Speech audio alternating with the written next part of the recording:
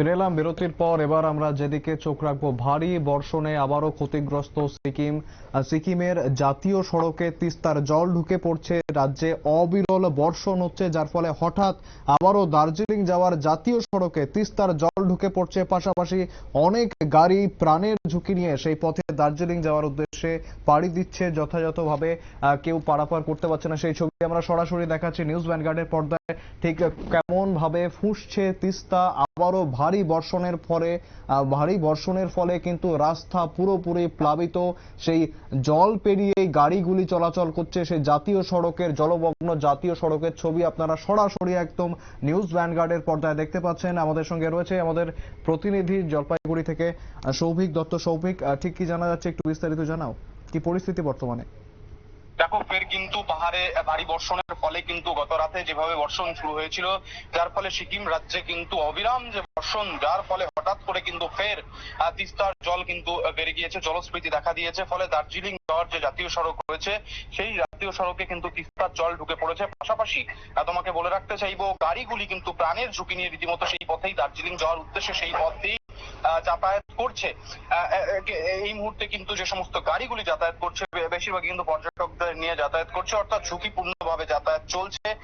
এই এলাকায় কিন্তু বৃষ্টি না হওয়া সত্ত্বেও তিস্তার নব্যতা অনেকটাই কমে যাওয়ার ফলে সিকিম রাজ্যে একটু বৃষ্টি হলেই তিস্তার জল বাড়বাড়ন্ত হয়ে রাস্তার মধ্যে প্রবেশ করে কিন্তু বিপজ্জনক পরিস্থিতি তৈরি হচ্ছে। কিন্তু দিন দিন তোমাকে বলে রাখতে চাইবো, যেই কথাটা বিশেষজ্ঞরা বলছেন, বিশেষ করে যেভাবে পলি জমে গিয়েছে, ফলে এক রাতের বৃষ্টিতেই কিন্তু তিস্তার জলস্ফীতি বেড়ে দেখা দিচ্ছে এবং জল বেড়ে কিন্তু একদম রাস্তায় চলে আসছে। জাতীয় সড়কের উপর দিয়ে কিন্তু বইছে জল, ফলে গাড়ির যাতায়াত চলাচলে কিন্তু ব্যাপক রকম ভাবে বেগ পেতে হচ্ছে, সমস্যার সম্মুখীন হতে হচ্ছে। যে সমস্ত পর্যটকরা দার্জিলিং এ ছিল, তারাও কিন্তু রীতিমতো আতঙ্কগ্রস্ত।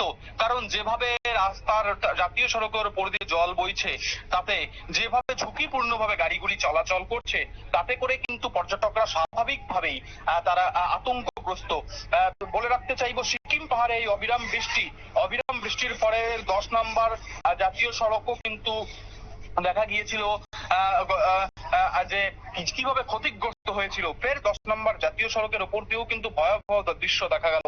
তিস্তা নদীর পাশ দিয়ে চলে যাওয়া সেই জাতীয় সড়ক কিন্তু একদম জলের তলায় রীতিমতো চলে গিয়েছে বলা যেতেই পারে।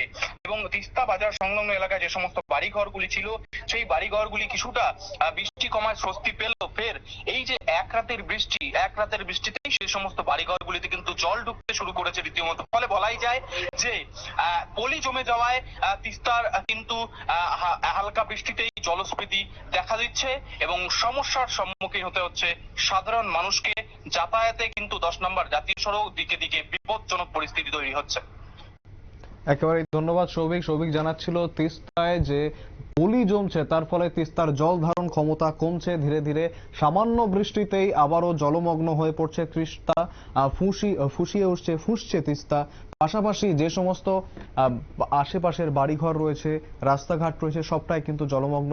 আতঙ্কিত আশেপাশের লোকজন সহ যারা দর্শক যারা রয়েছে, পর্যটন করতে গেছেন, তারা সকলেই। ফিরে আসছে একটা বিরতির পর, সঙ্গে থাকুন।